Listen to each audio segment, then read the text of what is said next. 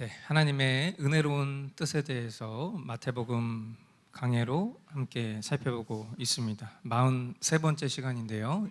이는 내 사랑하는 아들이요 내 기뻐하는 자니 너희는 그의 말을 들으라 라는 말씀의 제목 가지고 마태복음 17장 1절부터 13절까지 말씀, 하나님의 말씀 선포하도록 하겠습니다. 1절부터 3절까지 말씀. 그리고 엿새 뒤에 예수께서는 베드로와 야고보와 그의 동생 요한을 따로 데리고서 높은 산에 올라가셨다. 그런데 그들이 보는 앞에서 그의 모습이 변하였다. 그의 얼굴은 해와 같이 빛나고 옷은 빛과 같이 희게 되었다.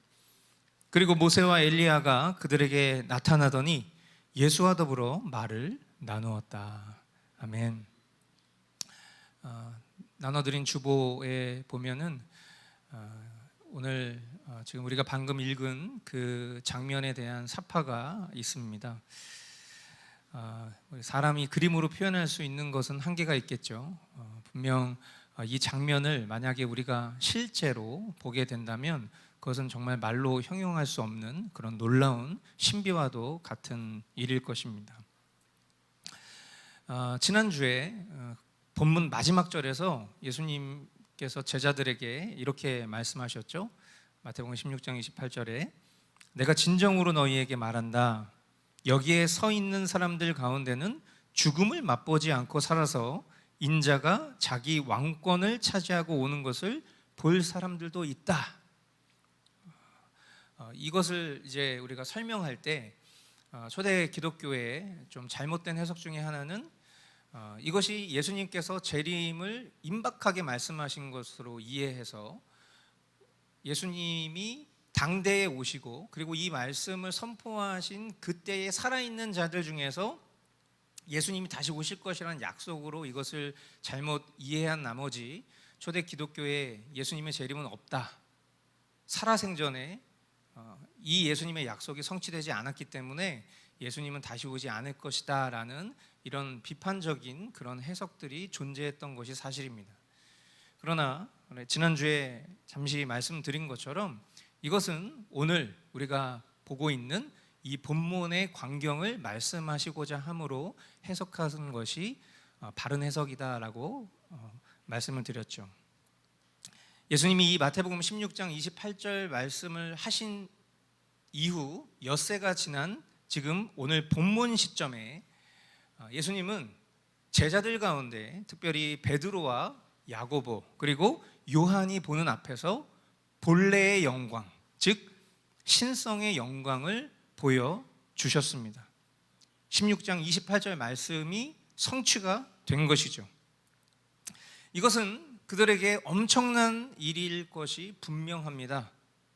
예수님의 얼굴이 바라볼 수 없을 만큼 해와 같이 빛이 나고 예수님이 입으신 옷이 빛과 같이 희게 된 것은 그들이 믿어 고백한 신앙, 주는 그리스도시요 살아계신 하나님의 아들이시니다 라는 그 고백을 더욱 확신할 수 있는 그런 초자연적인 기적이었고 또 눈앞에서 하나님의 아들이심을 실제로 확인할 수 있는 특별한 기회였기 때문이죠. 또한 놀라운 것은 유대 민족에게 예언자의 대표라고 말할 수 있는 모세와 엘리야가 나타나는 것입니다. 이것은 시간과 공간을 초월한 정말 말로 형언할 수 없는 기적이죠. 오늘날 여러분들이 혹시 그런 영상들을 보셨는지 모르겠지만 AI가 발달하면서 죽은 가족을 산 인격체처럼 화면 속에서 구현하여서 그 죽은 가족과 실제로 대화하는 그런 장면을 실험한 내용들을 여러분들이 아마 보셨을 것입니다. 그래서 좀 죽은 유명한 연예인들을 AI 기법으로 살려서 그 가족들과 대화하는 장면을 영상으로 이렇게 보여주기도 했고요. 그리고 이것에 많은 윤리 도덕적인 어떤 그런 지점들에 대해서 비난과 비판을 받을 때에 그것을 개발하는 사람들의 목적은 살아있는 가족들의 위로를 주기 위해서 이런 일들을 하는 것이다. 이제 이런 만큼 시대가 참 많이 발전했어요. 그러나 그것은 어디까지나 프로그래밍이 된 가상현실일 뿐이죠. 실제는 아닙니다. 그런데 지금 예수님과 모세와 엘리야가 대화를 나누는 장면은, 이것은 정말 그 어떤 것으로도 설명할 수 없는 놀라운 신비한 장면이죠. 베드로와 야고보, 요한이 꿈을 꾸고 있는 것 아닙니다. 또 어떤 존재하지 않는 착각을 하는 것이 아니라 환상과도 같은 실제를 보고 있는 것입니다. 이것은 시간과 공간을 초월한 기적임과 동시에 이것을 하나님께서 보여주시고자 하는 그 목적은 무엇이었겠는가 생각해 보면, 결국 이 모세와 엘리야가 생전에 예언했었던 그 메시아가 바로 이분 예수님이시다라는 것을 증거하기 위함이었을 것입니다. 그래서 사람들은 이것을 예수님이 인간의 면모를 벗으시고 신성의 모습으로 변화하신 사건, 그래서 이것을 소위 변화산 사건이라고 부르는 거죠. 저는 잘 몰랐을 때는 변화산 사건 해서 이 산 이름이 변화산인 줄 알았어요. 그러나 변화하신 그 기적이 일어났었던 그 산에서의 사건 해서 변화산 사건이라고 부르는 것이고, 여러분이 가지신 성경에도 보면 챕터 상단에 소제목에 변화산 사건 이렇게 기록이 되어 있을 것입니다. 이어지는 4절로 5절 말씀에 보면, 그때에 베드로가 예수께 말하였다. 선생님, 우리가 여기에 있는 것이 좋습니다. 원하시면 제가 여기에다가 초막을 셋 지어서 하나에는 선생님을, 하나에는 모세를, 하나에는 엘리야를 모시도록 하겠습니다. 베드로가 아직도 말을 하고 있는데 갑자기 빛나는 구름이 그들을 뒤덮었다. 그리고 구름 속에서 이는 내 사랑하는 아들이다. 나는 그를 좋아한다. 너희는 그의 말을 들어라 하는 소리가 들려왔다. 아멘. 베드로는 예수님이 원하시면 이 산에 초막셋을 짓겠습니다. 하나는 예수님을 위해서, 하나는 모세를 위해서, 하나는 엘리야를 위해서 짓겠습니다. 이렇게 말하면서 우리 여기서 계속 머뭅시다. 이렇게 청을 하고 있습니다. 어쩌면 베드로의 말은 초자연적인 현상을 봤습니다. 구약의 유명한 예언자를 봤습니다. 메시아이신 예수님과 머문 이 자리가 어떤 곳이라고 여겼을까요? 이곳이 천국이다. 이곳이 하나님 나라다. 그렇게 생각했을 거예요. 그러니까 전통적으로 많은 분들이 이 본문을 해석할 때 베드로가 믿음이 없다, 하나님 나라를 보지 못하고 지금 이 자리에서 그냥 머물러서 거기서 그냥 평생을 해오하고 싶은 연약한 존재다, 이렇게 생각할지 모르겠지만, 여러분 한번 생각을 해보세요. 앞서 보았던 그 장면을 여러분이 본다면 거기서 머물고 싶지 않겠습니까? 영원히 우리 주님과 함께 더불어 살고 싶지 않겠냐고요. 베드로의 이 고백은 뭐 인간적이다 이렇게 말할 수 있겠지만, 그 인간적임이 부정된 측면에서의 인간적이라기보다는 참된 주 대신 그 하나님과 더불어 또 구약의 그 선지자들과 더불어 사는 이 자리가 바로 천국이다, 이런 마음의 고백이지 않을까 싶어요. 그리고 그뿐만입니까? 베드로가 이 정중한 청을, 간절한 바람을 예수님께 말하고 있는 이 시점에 기이한 자연현상이 일어나죠. 그리고 더불어 성부 하나님의 친음성까지 들립니다. 베드로는 훗날 자신의 두 번째 서신에서 이 변화사 사건을 이렇게 기록합니다. 베드로서 1장 16절로 18절. 우리가 여러분에게 우리 주 예수 그리스도의 권능과 재림을 알려드린 것은 교묘하게 꾸민 신화를 따라서 한 것이 아닙니다. 우리는 그의 위엄을 눈으로 본 사람들입니다. 더없이 영광스러운 분께서 그에게 말씀하시기를 이는 내 사랑하는 아들이요 내가 좋아하는 아들이다 하실 때에 그는 하나님 아버지께로부터 존귀와 영광을 받았습니다. 우리가 그 거룩한 산에서 그분과 함께 있을 때에 우리는 이 말소리가 하늘로부터 들려오는 것을 들었습니다. 아멘. 다시 오실 예수님이 영광 중에 어떠한 모습으로 오실지를 사람이 지어낸 것이 아니라 직접 눈으로 본 베드로는 예수님의 재림을 담대하게 전할 믿음이 있었을 것입니다. 성부 하나님이 성자 예수님을 어떻게 여기시는지를 생생하게 귀로 들었기 때문에 그에게 있어 예수 그리스도의 복음을 전하는 일은 그의 생명보다 소중한 일이 분명했을 것입니다. 우리의 삶에 베드로와 야고보, 요한이 본 것과 같은 이런 초자연적인 현상이 설령 없다 할지라도 베드로와 야고보와 요한과 같은 믿음을 선물로 부여하시는 분은 하나님이십니다. 아멘. 예수님이 베푸신 놀라운 기적을 보고도 예수님을 그리스도로 믿지 못하는 사람들이 훨씬 많았습니다. 이들이 지금 경험하고 있는 이 놀라운 일들은 어떤 특별한 이들에게만 부여되는 것이 아니라 초대교회 복음의 증인이 되어야 할 이들에게 합당하게 부여하신 기적이라는 것, 하나님의 일로 헤아려야 한다는 것이죠. 이러한 기적적인 체험을 반드시 경험해야만 하나님의 특별한 일을 할 수 있다, 이렇게 가르치고 전하는 것은 매우 위험한 일입니다. 믿음을 주시는 분도 주님이시고 합당한 분량에 맞게 허락하시는 분도 주님이시기 때문이죠. 그래서 우리가 이것을 오용한 나머지 어떤 신비하고 기적적인 체험을 갈구하려고 하는 신앙에 머물러 있는 것, 그것은 참으로 합당하지 못한 믿음이에요. 우리가 이 말씀을 바르게 이해하고 해석함으로 인하여 하나님이 우리에게 공급하시는 그 믿음이 더 굳세어지는 것이 합당한 하나님의 일이라는 것을 기억하고 믿음을 선물로 주신 하나님의 분량을 우리가 판단하고 재단하는 교만한 일에 빠지지 않아야 할 줄 믿습니다. 6절로 8절 말씀. 제자들은 이 말을 듣고서 얼굴을 땅에 대고 엎드렸으며 몹시 두려워하였다. 예수께서 가까이 오셔서 그들에게 손을 대시고 말씀하셨다. 일어나거라, 두려워하지 말아라. 그들이 눈을 들어서 보니 예수밖에는 아무도 없었다. 아멘.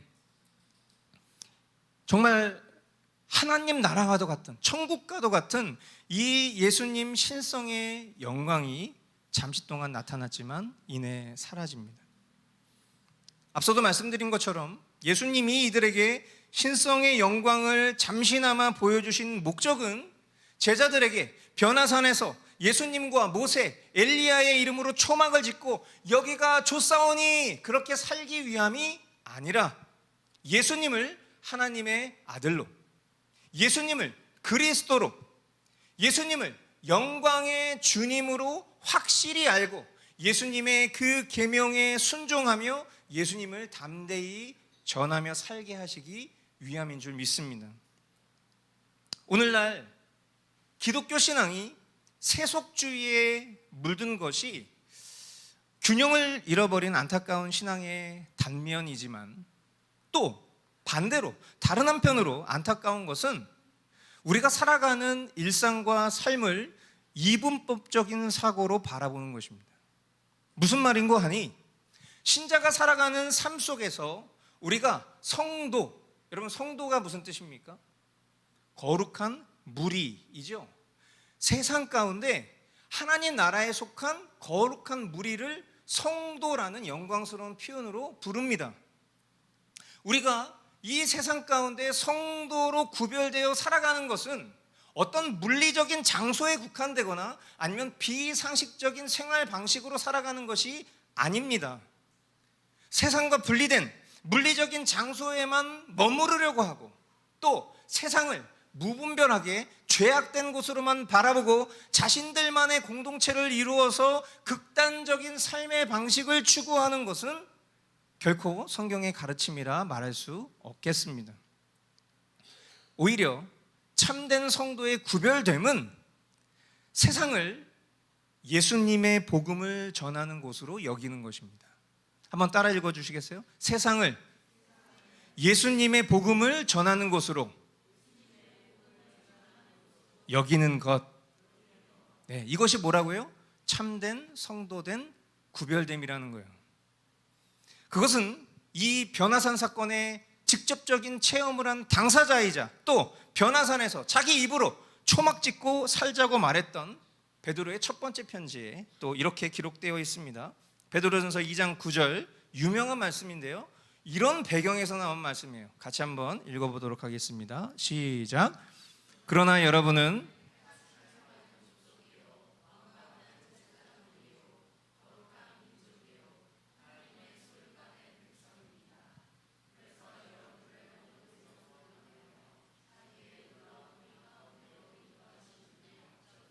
여러분이 선포하는 것입니다. 아멘. 하나님 나라의 백성으로 이 세상에 보내짐을 받은 구별된 무리인 성도가 이 세상에서 살아가는 목적이 뭐라고 말하고 있습니까? 놀라운 빛 가운데로 인도하신 분의 업적을 선포하는 것이다, 이렇게 말씀을 하고 있어요. 초막 찍고 믿는 사람들끼리 모여서 그냥 세상과 구별된 채 우리들의 생활 방식으로 살아가자, 이것이 목표가 아니라 놀라운 빛 가운데로 인도하신 분의 업적을 선포하는 것이라고 말하고 있다는 거예요. 어둠에서 빛으로 우리 존재를 불러주신 하나님의 업적이 무엇입니까?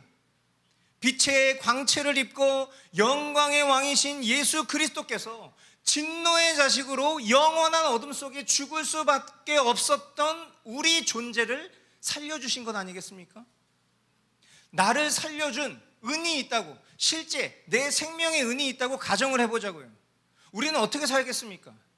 나를 살려준 그 은인에게 일평생 은혜를 갚으려고 노력할 것이고 감사하며 보답하려고 살지 않겠습니까?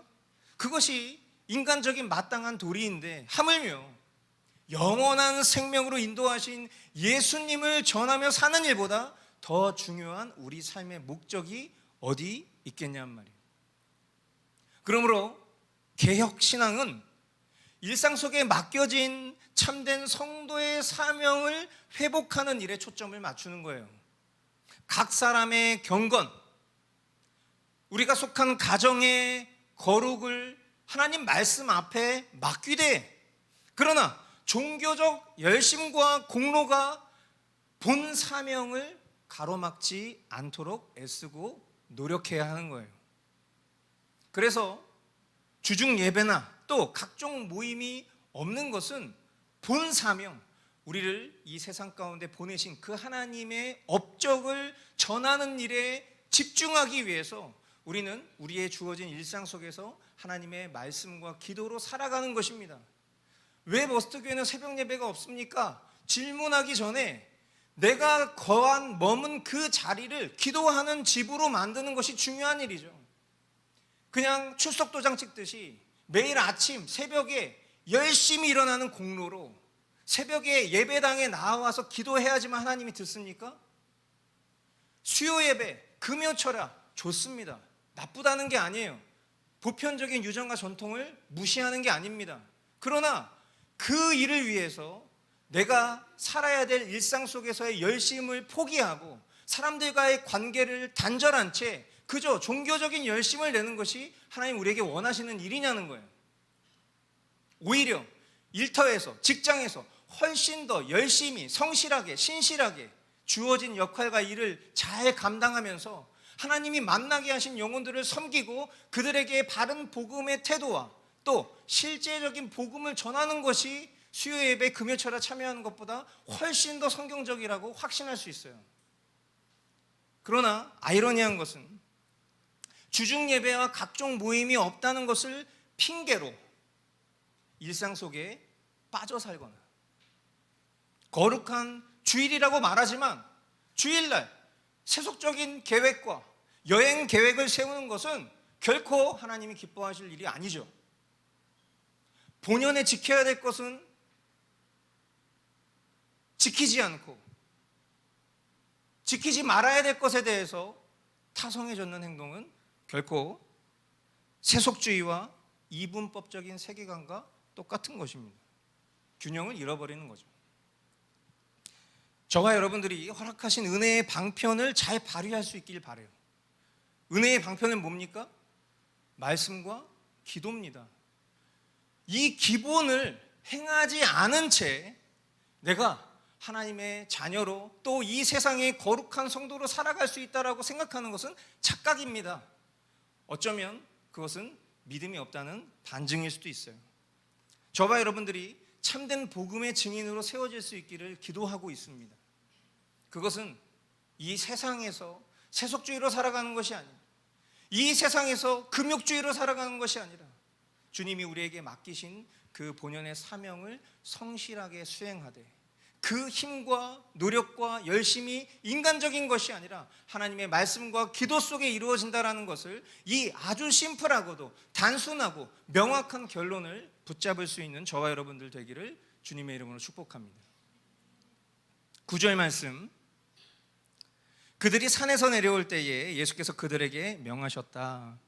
인자가 죽은 사람들 가운데서 살아날 때까지는 그 광경을 아무에게도 말하지 말아라. 아멘. 예수님이 어떤 기적을 베푸시고 나서 또 지금 굉장히 기이한 이런 신성의 영광을 보여주셨을 때에 반복적으로 예수님 말씀하시는 것은 그것을 사람들에게 알리지 말아라, 이렇게 거듭 여러 차례 권면하시는 것을 우리가 봤습니다. 아마도 이것은 참된 믿음을 위해서만 알려질 필요가 있었기 때문이 아닐까라고 우리가 생각해 볼 수 있겠죠. 자신의 그 영광을 오용하지 않도록 예수님이 십자가에서 죽으시고 부활하실 때까지는 이런 광경들을 사람들에게 알리지 말아라, 그렇게 말씀하셨을 거예요. 왜 그렇습니까? 사람들의 특징이 뭐예요? 사람들은 어떤 이슈가 일어나면 그 이슈를 어떻게 해서든지 알고 싶어하는 호기심이 있습니다. 그 본질의 목적을 추구하는 것이 아니라 가십거리들, 무슨 일이 있었대, 무슨 일이 있었는 줄 알아? 이렇게 딱 얘기하면 벌써 거기서부터 궁금해서 잠을 못 자는 거잖아요. 예수님의 어떤 이 신성의 영광, 내가 예수님이 이거 진짜 놀라지 마, 예수님 얼굴에서 빛이 났어, 에이 거짓말, 진짜야? 이런 식의 이 예수님의 신성의 영광을 인간의 어떤 저급한 호기심 따위로 치부할 수 없게끔 예수님이 계속 말씀하시는 거예요. 왜 그렇죠? 인간이 가진 본영의 죄성이 어떠한 모습인지를 너무 잘 알고 계시기 때문이에요. 예수님의 신적 영광과 기적들이 사람들로 하여금 단순한 호기심의 만족이나 그릇된 왕권을 위해 예수님이 그렇게 변모하셨다는 모습을 믿음이 없는, 믿음이 연약한 군중들이 알게 되면 어떻게 되겠어요? 당장 봉기가 일어나겠죠. 놀라운 영적 권위를 갖고 계신 분이 기적적인 그런 모습을 보여주셨다? 그럼 지금 식민 지배를 받고 있는 이 유대민족의 완전한 부활과 회복을 이룰 수 있겠구나라는 그런 잘못된 열심이 하나님의 일을 방해하지 않겠습니까? 예수님이 이것을 말씀하시지 말아라 라고 할 때에 우리가 생각했을 때 왜요? 아니요, 저는 할 겁니다, 이런 태도는 하나님의 일을 가로막는 거예요. 성경이 우리에게 무언가 말씀하셨을 때 그 말씀을 자의적으로 해석하는 거, 예수님을 걸려 넘어뜨리는 거예요. 그것은 사탄의 일이죠. 예수님이 하나님께서 믿음을 부여하신 이들에게 보여주신 이런 놀라운 기적들은 예수님을 바르게 믿고 예수님의 말씀대로 살아가려고 하는 이들에게는 예수님이 하나님의 아들 그리스도이신 확실한 표로 남겠지만 믿음이 없는 이들에게 악용될 것이 분명한 것이기 때문에 예수님의 이런 주의는 계속 일관되게 이어지고 있음을 우리는 확인할 수 있는 것이죠. 10절로 13절, 제자들이 예수께 물었다. 그런데 율법학자들은 어찌하여 엘리야가 먼저 와야 한다고 합니까? 예수께서 대답하셨다. 확실히 엘리야가 와서 모든 것을 회복시킬 것이다. 내가 너희에게 말한다. 엘리야는 이미 왔다. 그러나 사람들이 그를 알지 못하고 그를 함부로 대하였다. 인자도 이와 같이 그들에게 고난을 받을 것이다. 그제서야 비로소 제자들은 예수께서 세례자 요한을 두고 하신 말씀인 줄을 깨달았다. 아멘. 여러분, 이 말씀 아십니까?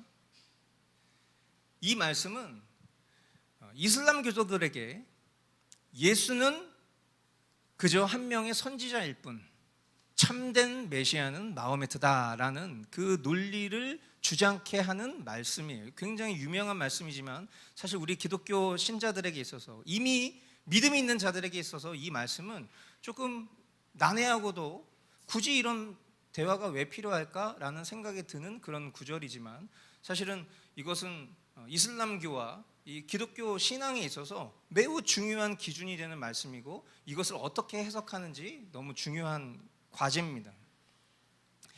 자, 예수님의 제자들이 예수님한테 이런 질문을 한 배경이 되는 말씀이 있어요. 그것이 바로 말라기에 있는 말씀인데, 말라기 4장 5절로 6절입니다.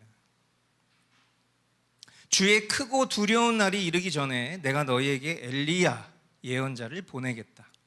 그가 아버지의 마음을 자녀에게로 돌이키고 자녀의 마음을 아버지에게로 돌이킬 것이다.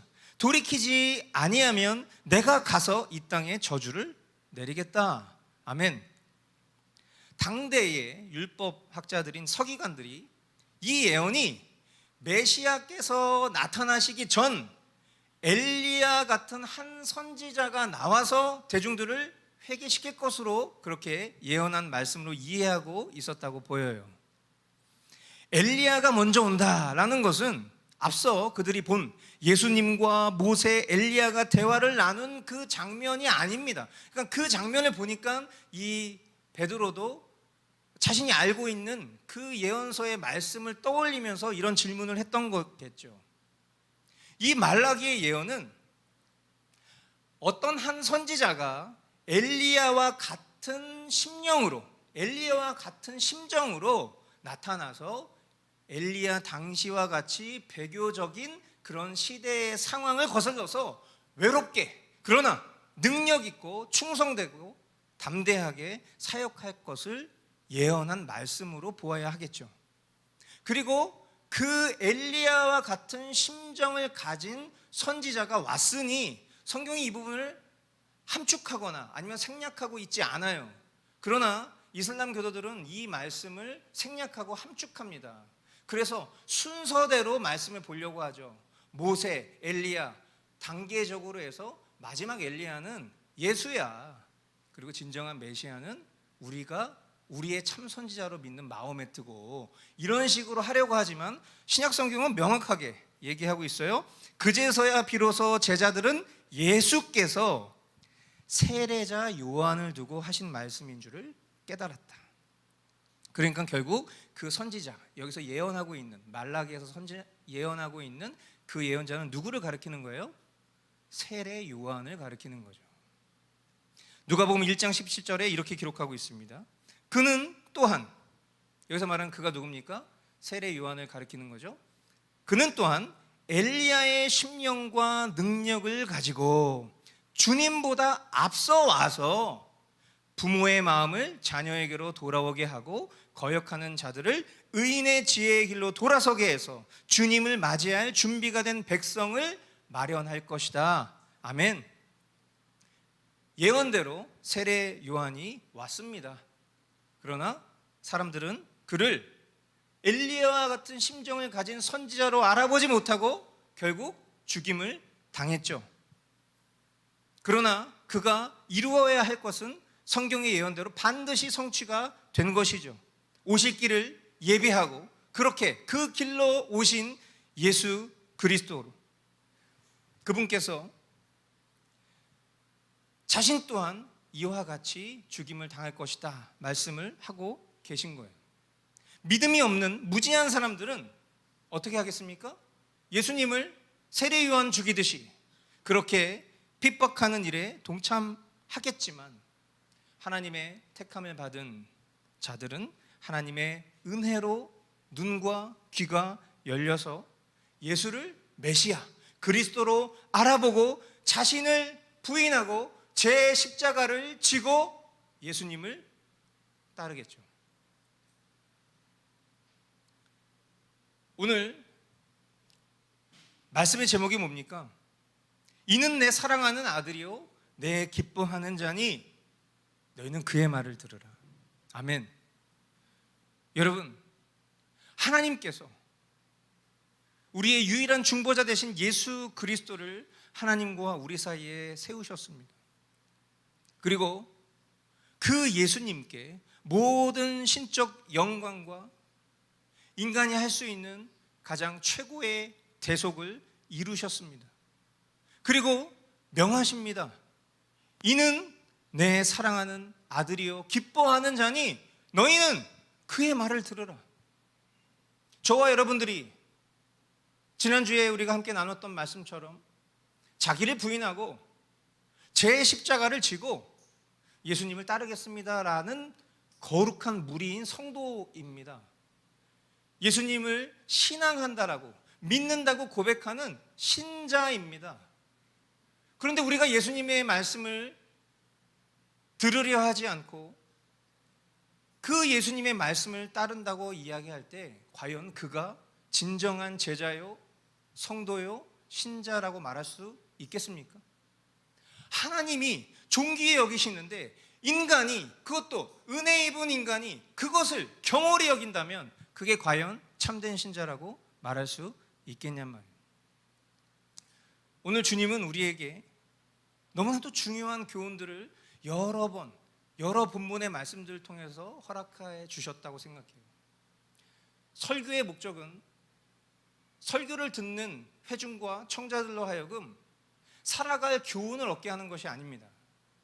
설교의 본 목적은 죄로부터 돌이키는 회개입니다. 교훈을 듣고 싶으면 유명한 강연을 들으면 돼요. 오늘날 교회 강단이 허물어진 것은 복음을 전해야 될 그 자리가 강연, 스피치하는 곳으로 바뀌었기 때문이에요.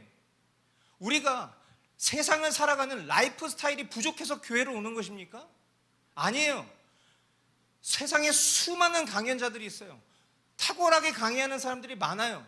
내가 어떻게 삶을 살아야 되는지, 성공할 수 있는지 그런 유명한 법칙들을 가르쳐주는 사람들은 세고 셌습니다. 강단은 뭘 하는 곳이죠? 설교를 전하는 곳은 어떤 곳이죠? 하나님의 말씀으로부터 벗어난 이들이 하나님 말씀으로 돌이키게 하는 곳입니다. 저와 여러분들에게 선포된 메시지가 우리의 심령을 돌이키게 하는 힘이 되기를 축복합니다. 그리고 그 말씀이 때론 우리의 심령을 낯뜨겁게 하고 부끄럽게 하고, 그러나 그로 인하여 우리 안에 실제 하시는 성령님이 우리를 도우심으로 인하여 그 말씀대로 살고자 하는 열망을 일으키게 하시고, 그리고 그 열망을 따라 순종할 수 있는 힘도 주시는 것을 경험함으로 인하여서 하나님이 존귀히 여기시는 그 예수 그리스도를 주로 고백하는, 그리스도로 고백하는, 하나님의 아들로 고백하는 우리가 그 예수님 닮아갈 수 있는 능력의 말씀 되기를 원하는 것입니다. 오늘 우리에게 허락하신 이 말씀을 붙잡고 이 시간 함께 기도하기를 원해요.